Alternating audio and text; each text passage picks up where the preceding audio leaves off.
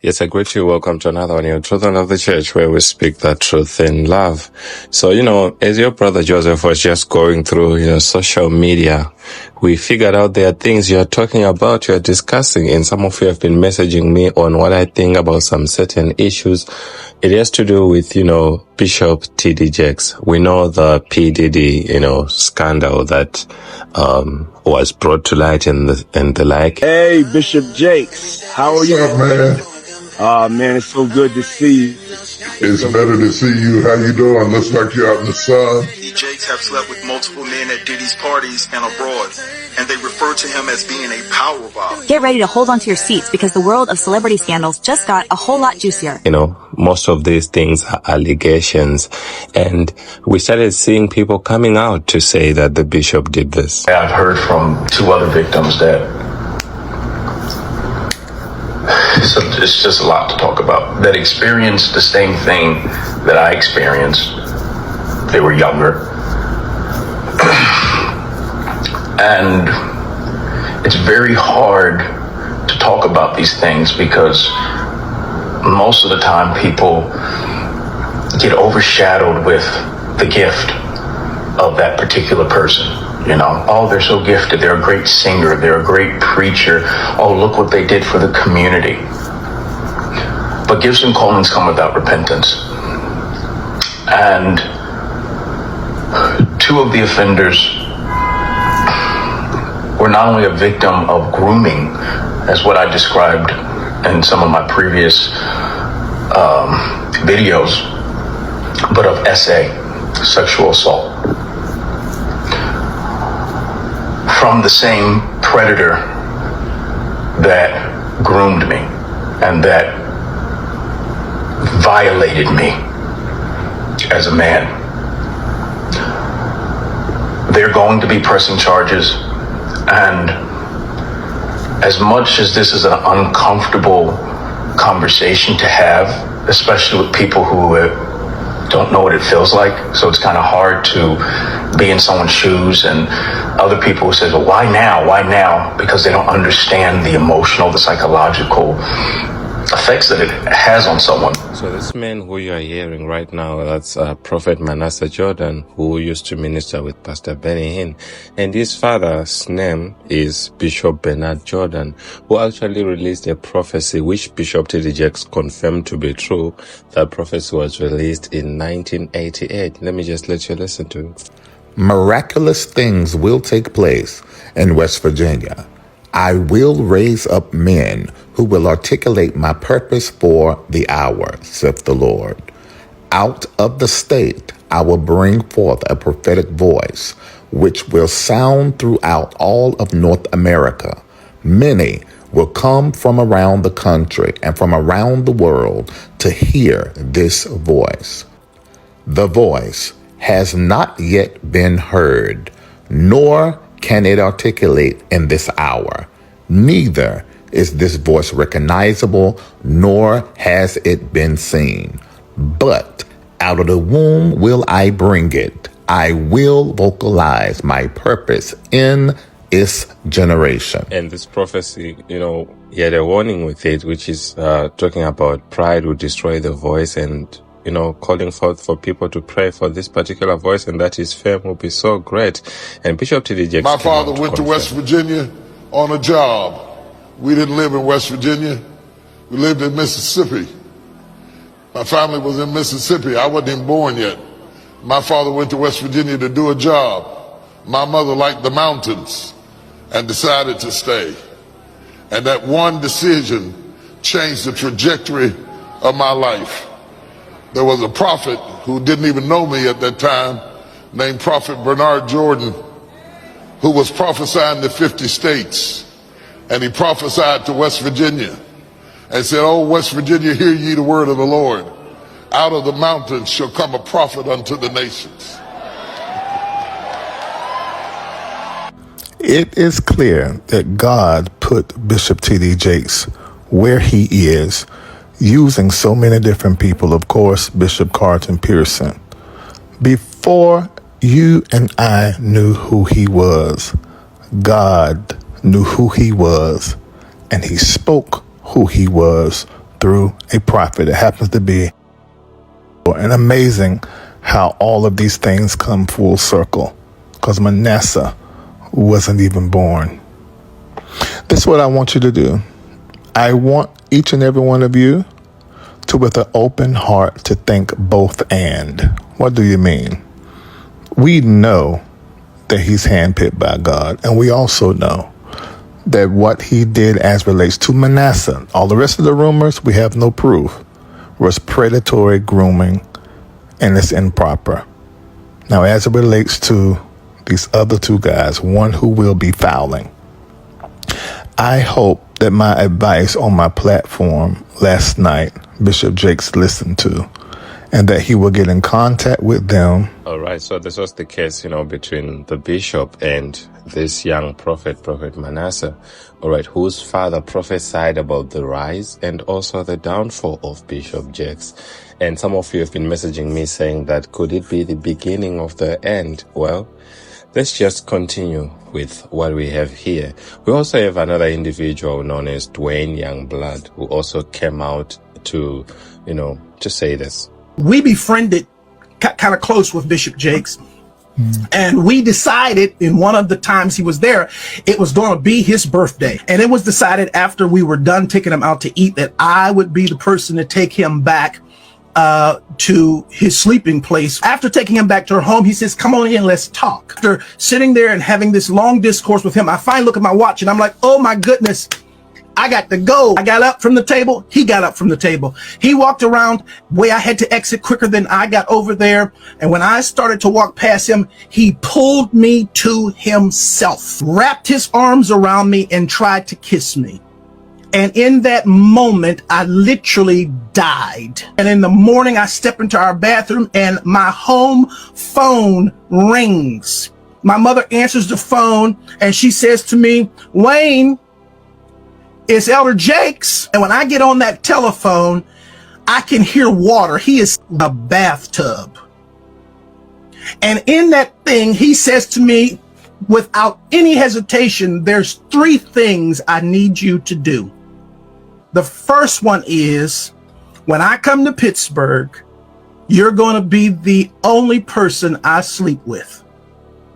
The second one is, you can't sleep with anybody else because I don't want to give my wife anything. And thirdly, I will take care of you the rest of your life. Family, it is actually in the midst of this story getting a lot of media attention that we saw the bishop, going through this episode, on the pulpit, and people were saying that it's a medical scare. Others were saying that he's just trying to get sympathy, and especially judging by the fact that, soon after this thing happened, less than 24 hours, he then went on to sue this individual. Youngblood was saying that he's a victim, to Bishop T.D. Jakes', all those things, Diddy stuff, and he came out to sue him for defamation. So people were saying that this was just a PR stunt, a publicity stunt and the like. So we may not know about that. But as for Bishop T.D. Jakes addressing his church soon after the, medical scare, or what you may want to call it, here's what he said. Good morning, Potter's House.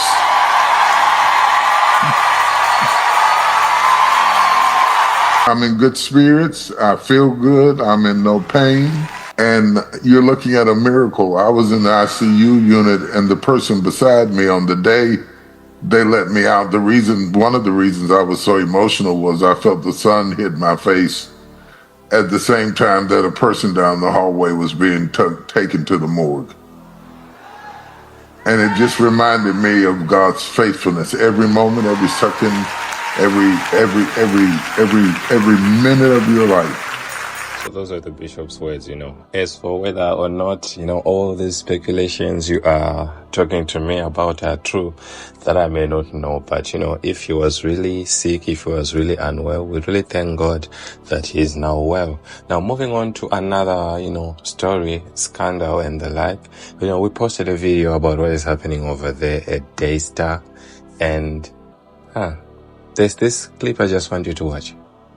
Hi, I'm Rod Saunders from Jew and Greek, where we discuss theology and apologetics from a charismatic perspective. In light of the recent Daystar situation with the Royce Report releasing an audio of Joni Lamb and Jimmy Evans confronting Jonathan and Susie Lamb, I thought I'd do a video providing some context and analysis on the situation. First of all, who is Jimmy Evans? Well, he's from Amarillo, Texas, but he now lives in the Dallas-Fort Worth area, where he runs his marriage ministry called Marriage Today, which he founded in 1994.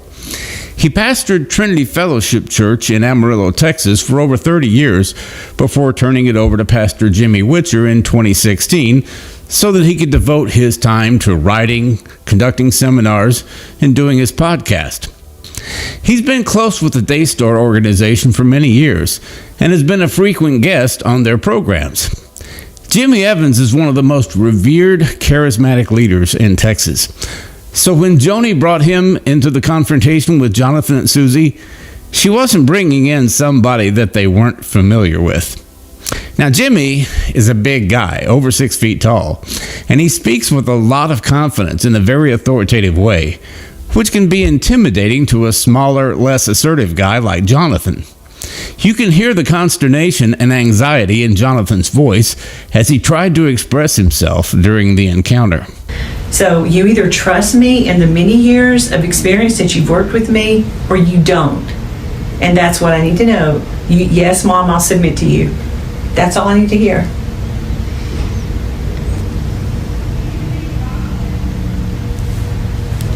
I just need to pray about it. That's all. I mean, I'm just asking, give me that's a no. 24 hours. That's a no. It's not a no. It's a no. That's a no. It's not a no. It's a no. No, it's not. It's a no. Mr. Jonathan, you have this it's thing. It's a no. No, it's not. Yes, it is. It is. I submit to you. You're saying on my terms. Okay, that's all I want to hear.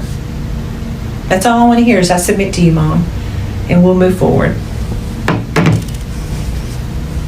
And you can trust me. And you can't read a comment about Doug, and you know that. I'm sorry? You cannot read a comment about Doug, and you know that. If tomorrow you were on Ministry Now and you had to read a comment about Doug, would you? The same comment you didn't read? Oh, if I had to submit to her, then absolutely. That's what he just said. I submit to you, Mom. So you would read a comment. The comment y'all wouldn't read, you would now read. We'll get into all of that in a minute, but first, let's talk about what preceded all of this.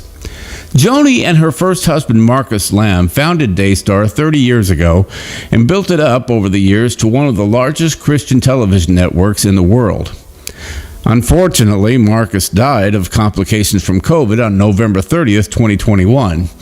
And a few months later, Doug Weiss, a Christian marriage counselor and sex therapist who had been featured on Daystar several times, divorced his wife of 30 years. A few months after that, Doug and Joni were dating, and then in March of 2023, they announced their engagement on Daystar. They were married 3 months later by Joni's friend and marriage counselor, Jimmy Evans. So from the time that Marcus passed until Joni remarried was 18 months. That seemed awfully fast for many people, but the biggest problem wasn't the time frame, but the circumstances. As a widow, Joni was clearly biblically justified in remarrying, but with Doug, it was a bit more problematic. You see, there was apparently no adultery in his marriage. They just couldn't make the marriage work. Now, for many Christians, that's not good enough. But Joni's marriage guru was Jimmy Evans. And according to Joni, Jimmy Evans sees 4 justifications for divorce: abuse, addiction, abandonment, and adultery. When Marcus graduated to heaven, we were about to celebrate 40 years of marriage, right? Yeah. And so, as you know, in the previous hour, we talked about how the Lord brought a man into my life, but he had gone through a divorce. Right. And immediately in our relationship, I brought Jimmy Evans in. Mm-hmm. And so he kind of walked with us through it. But this is what I found out, Tim, is how bad the church treats divorced people. Oh, absolutely correct. And so I remember when we introduced my now husband, Dr. Doug Weiss, to our audience. We were engaged, and I had to tell the audience. Right. And so I brought Jimmy in, and he kind of went through, hey, I went through the process with Joni. Yeah. And there was no adultery on either side. Right. I remember, but he sat down and he said, but you know, Joni, he said, sitting across from broken people for 40 years, and I used to have that narrow view, well, you can't get a divorce unless it's adultery. And he said, but then the Lord began to take him into other parts in the New Testament, it were Paul's writings, and also some of the rabbinical teaching in the Old Testament about marriage and divorce. And he said, the Lord began to show him that there are actually 4 A's. He said there's abuse that can be excessive, dangerous. Yep. There can be addictions. Correct. There can be abandonment. Correct. Which is almost like spiritual adultery. Yep. And then there's adultery. That's correct. And I remember he said, I talked to Doug, and I'm not going to get into the details of what he went through, but Jimmy said Doug had a biblical reason for being divorced. And he said, I went through that. And he said, one of the things I look for is damage. And he said, when I see damage, you ask yourself the question, does God want someone to be damaged and to stay in a damaged relationship? And he said, no. Yeah.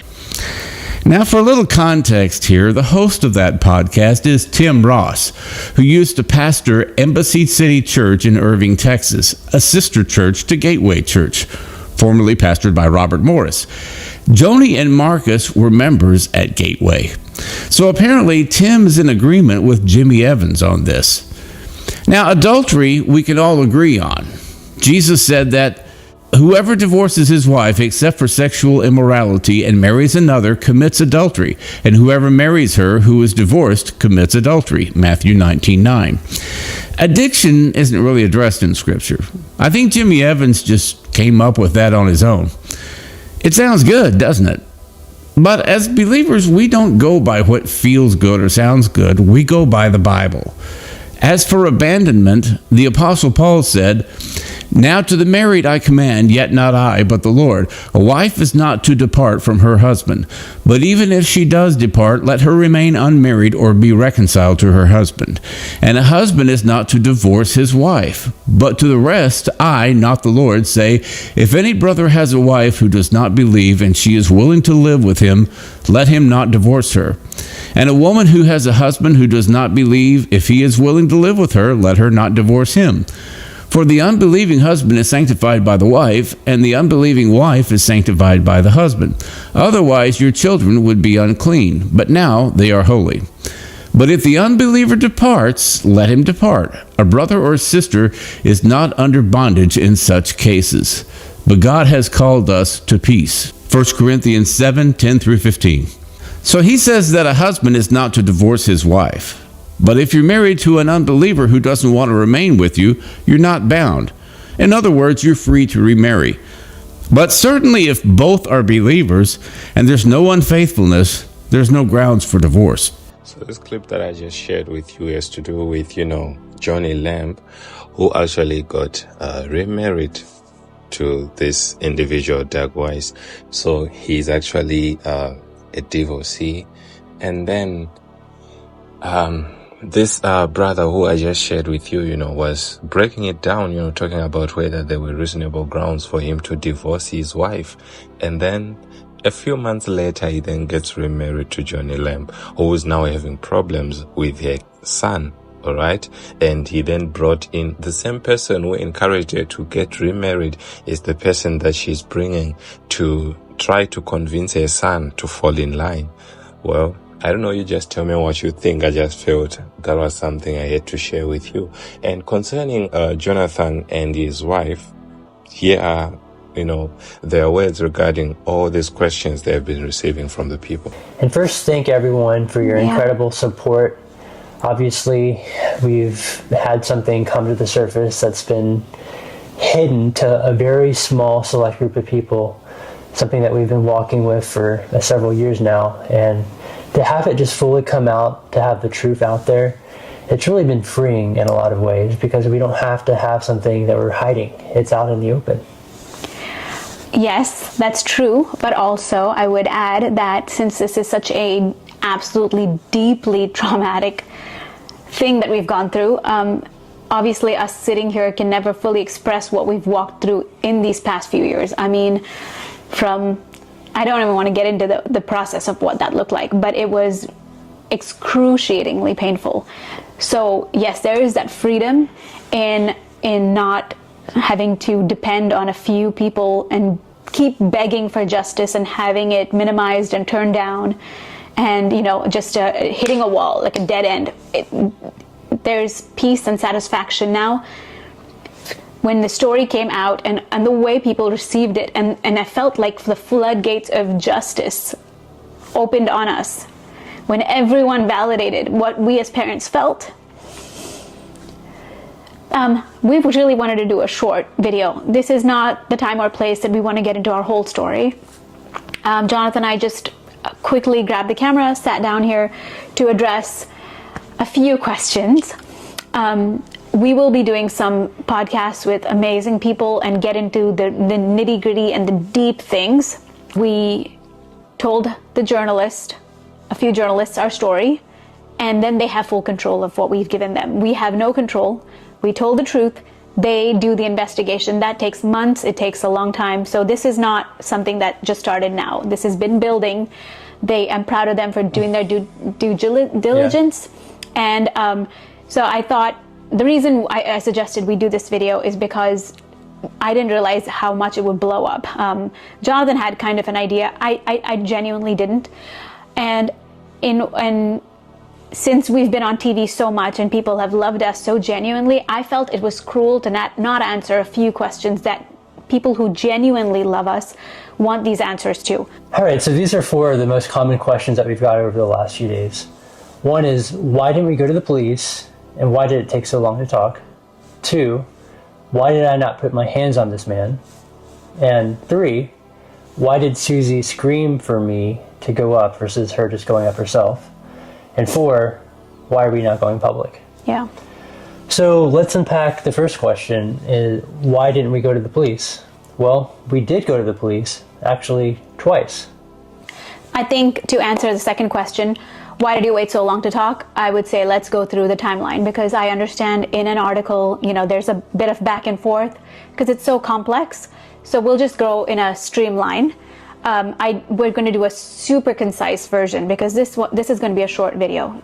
It'll all keep coming out. We have a little bit of notes here for just the main highlights. So let's pick up from where it all began. I would start with in the summer of 2020. Actually, in early spring 2020, my sister noticed my daughter's behavior being strange, stiffening up when people came close. And I started to notice that too, but I didn't take it very seriously. I thought just part of growing. And then by that summer, on a trip, we're going to be a little careful with our words here. We have to be on a trip. This man says that our daughter walked in on him in a bathroom, saw him full frontal nude. At this point, this is also new to me. I didn't really know what to do with it. I just said, okay. Since he told me, I just said, okay. And I went and checked on my child. She seemed fine. So I was like, okay. I don't know if I even told you or not that day. Then as the months start to progress, she starts to get, her behavior is changing. November of 2020, she tells me in very graphic detail that she had been molested. It was the shock of my life. I can't even explain the things that I felt. In that moment, I went to my confidant, the person I really, truly, with my whole heart trusted. That was another question. Why did you go there? It was about 5:30 in the evening. Jonathan hadn't come home from work, and I was ready to get in the car and go to the police. But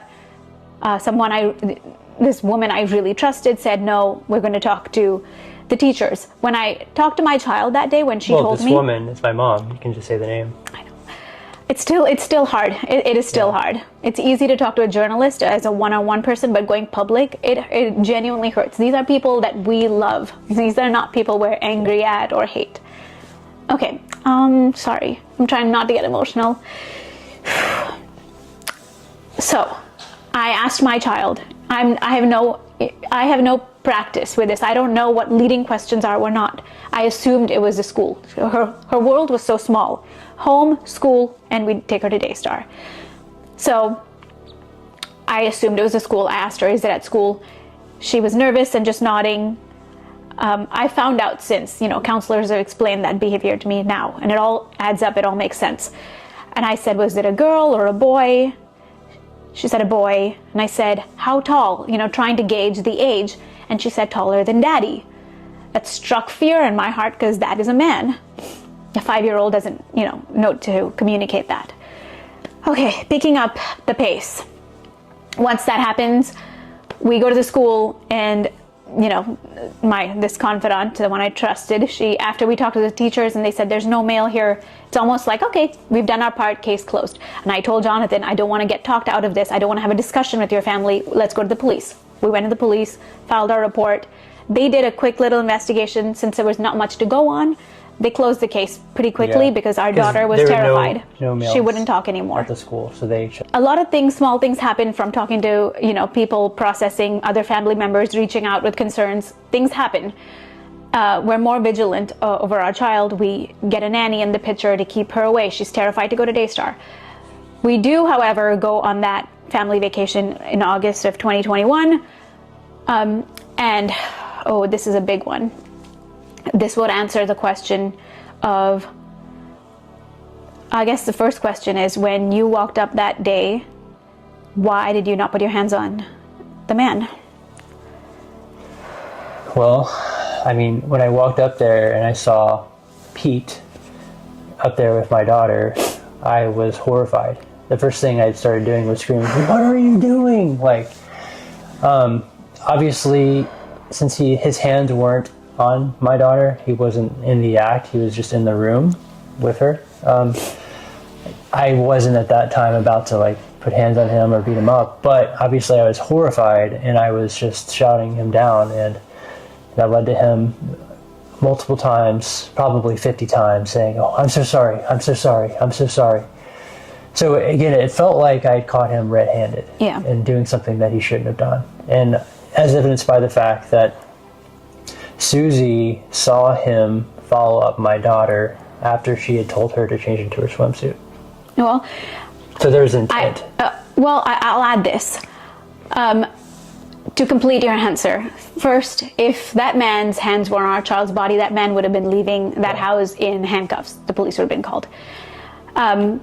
When I saw Jonathan, because Jonathan and this man, they came down the stairs from our children's room. I guess Jonathan made him come downstairs. When I saw Jonathan, we've been married at that point, how many years? 10 years? 10 years. I had never in my 10 years ever seen Jonathan look like this. It was honestly terrifying. His eyes were bloody red. His face was blood red. He was screaming so aggressively. And that man, who is, taller than Jonathan and much more smooth, he was shaking like a leaf. Part of my anger, which I've expressed to other journalists, is that man was so vulnerable. I felt like he was on the verge of confessing. If he had not been protected, he couldn't speak up for himself. Mm-hmm. I'm going to leave that there. It seemed that way to me. Yeah. That's how it seemed to me. Right. Until the situation was taken control of. So then comes the part about, why did I scream for Jonathan? I screamed for Jonathan because I have a very long history of being extremely compliant and obedient and submissive. And this is not me saying nice things about myself. I don't know if it's even a nice thing. It is just the facts of, I always brought up multiple times and multiple witnesses of my concerns, frustrations, boundaries with my children. I was not allowed on our own children's photo shoots, the Christmas photos that were shown on the TV shows. I wasn't allowed on those. I had to just trust me. The statement, trust me. I had to trust my mother-in-law. I had to trust, that she would take care of them. And I had to do this in service to God. I had to obey and trust. And I'm not naive like I used to be. I was in my early 20s when I had my kids, and it was just programmed from then. You got to trust. You got to trust. Anytime I had any concerns, if I brought up anything that bothered me with my children, any kind of boundaries, I was shut down, scolded. These are traumatic memories. I'm not trying to be a victim. I am not a victim. I'm a very strong woman now, and God has taught me a lot. But this is the process.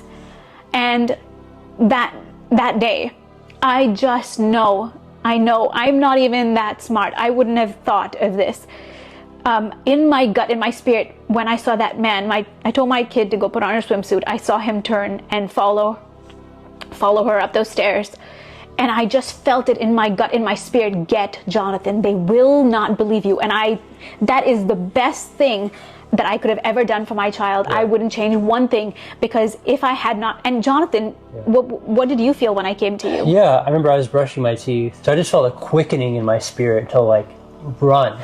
And so I remember your toothbrush fell. I dropped the toothbrush and I ran. I sprinted up because it was on the 3rd floor and I was on the 1st floor. I had to sprint up the 2 flights of steps. And to my horror, when I get up there, there's Pete. Sorry, I'm a little shaky. This is really hard to talk about. Whew. So Jonathan, I screamed. It was the best thing that I could have done for my child. I truly believe that if I did not scream for Jonathan and Jonathan didn't have such an aggressive, big reaction, today they would not even be admitting that he had followed her up the room or he was in the room. They would not. They can't deny it now because of this. And I know that gut instinct, that feeling, I'm thankful. Absolutely. Normally, am I a mama bear? Oh, you don't even know. I have gotten into so many fights. I have been beaten down and pushed into submission for being a mama bear. And I thank God with all my heart that the day came when he said enough is enough is enough. Whew, that was an intense one. Okay. And a few days later, my father calls me and my brother-in-law into his office. He tells us that Pete has been cleared by this forensic examiner and that we need to submit and move forward. Yeah, and all we ever knew in our lives, all we had ever done is obey and submit. We had never questioned. Yeah. And so even though I had big, strong doubts, I was angry. I'm not going to just lie and say that, I moved on. No, it was a big struggle.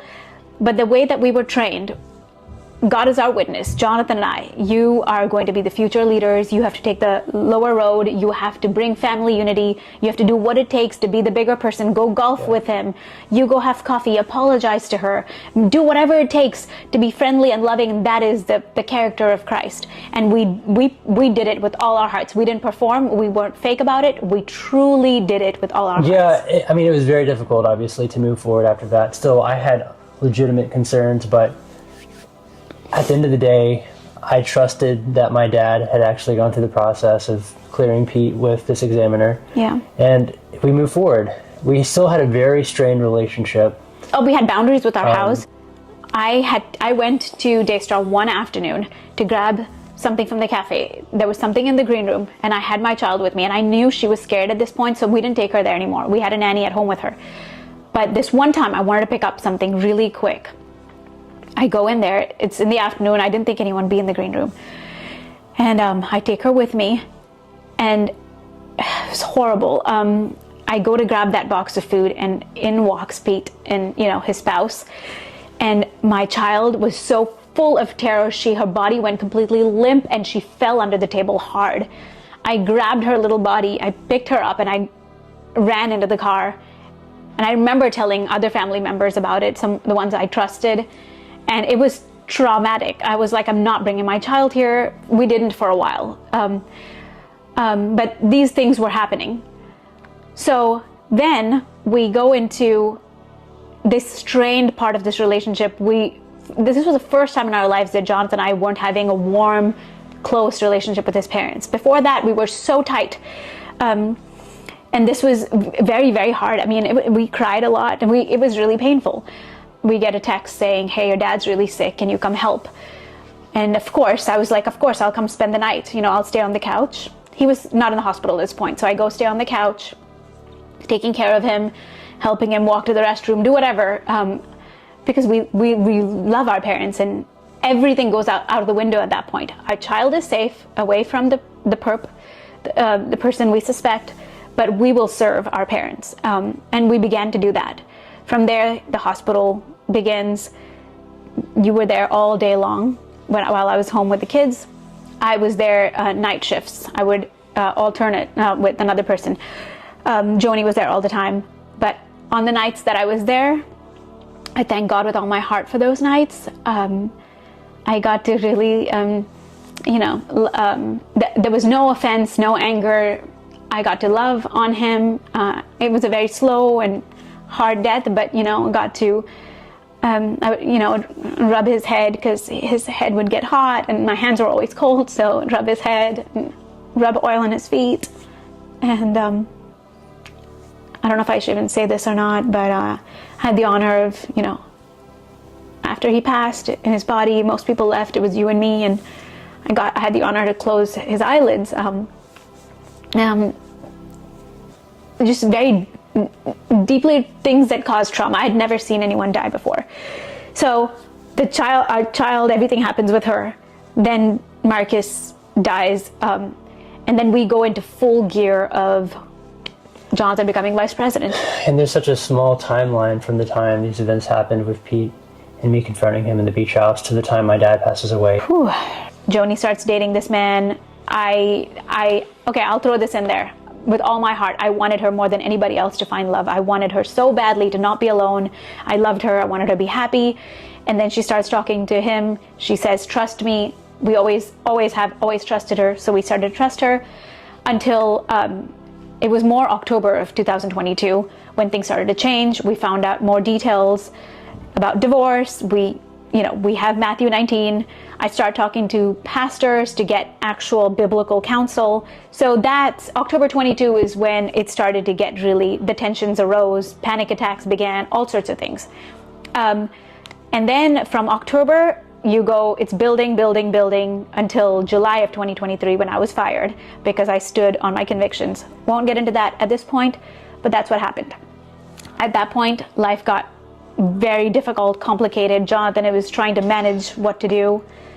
No. Yeah. I mean, at that point, there became a giant rift in the family because Susie had just been fired and stripped away of her ability to do ministry on Daystar after many years. And I also was removed from television to where I could not be on and continue. So we're just suddenly abruptly off television. And I continue on. While telling the world we were on a sabbatical, which was a lie. Yeah. We're not okay with that. We're not okay with lies. So, yeah, that was their way to cover, is that they would place me on a sabbatical. And so I continue on. I feel strongly from the Lord to continue in my role at Daystar. And I continue on. The board eventually gets to the point where they force me to sign an NDA to be able to stay in my position as vice president and on the board. And that's what you heard the clip of that was posted on YouTube. You either trust me in the many years of experience that you've worked with me, or you don't. And that's what I need to know. Yes, Mom, I'll submit to you. That's all I need to hear.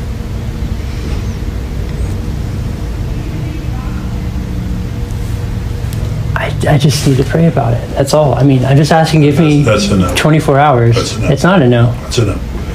That's a no. It's not a no. It's a no. No, it's not. It's a no. Jonathan, you have this it's thing. It's a no. No, it's not. It's yes, a no. It is. It is. I submit to you. You're saying on my terms. Okay, that's all I want to hear. That's all I want to hear is I submit to you, Mom, and we'll move forward. And you can trust me.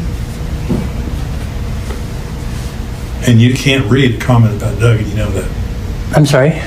You cannot read a comment about Doug, and you know that. If tomorrow you were on Ministry Now and you had to read a comment about Doug, would you? The same comment you didn't read? Oh, if I had to submit to her, then absolutely. That's what he just said. I submit to you, Mom. So you would read a comment. The comment y'all wouldn't read, you would now read. And I said no. Knowing what I know, I cannot sign an NDA. There had been so much spiritual abuse that we've gone through. There had been obviously questionable things going on with my daughter. But I said no, I'm not going to sign the NDA. And that was November 16th was that board meeting. And this is the crazy part. It was 2 days after Johnson said no to the NDA. 2 days after, November 18th, we get the call, find out it was a cover-up. The people who supposedly did this investigation, both of them said, nope, it was shut down. We did no investigation. That sends me honestly spiraling. I couldn't believe that level of deception and trauma. I mean, I had seen lies throughout, but this level, it was too much for my heart to even bear. I hit a downward spiral. I really did. And that's what we've clearly seen in this year 2024 is God is cleansing his bride. It says judgment begins in the house of the Lord. And he is exposing all this hidden sin and corruption and bringing it to the surface so we can do a new thing. And so this is part of that movement. God is using this exposure to cleanse his bride. Very interesting. So this is what they had to say. So you just tell me your thoughts, my family, in the comments below. Starting with the first story, you know, Bishop T.D. Jakes having that episode on the pulpit, and in less than 24 hours, he goes out to sue his accusers in courts for defamation. You know, those people who were accusing him for essay and the like. And we also have this issue with, you know, Daystar, where we have a son and a mother, you know, going back and forth in disagreement. We're looking at the mother who got married to a person who used to feature on their TV station when the husband was still alive. And the man, soon after the husband died, you know, to Joni, the man divorces his wife, and a few months later, he then gets married to Joni Lamb. And after that, the son and the daughter-in-law get into a disagreement with Joni, and then she fires them. So I don't know. You just tell me what you think about these situations. All we just say is let's keep praying for the church. Let's keep praying for there to be unity, you know. But when it comes to truth has to be told. Truth has to be spoken. But it has to be spoken in love. Like, share, comment, and subscribe. God bless you.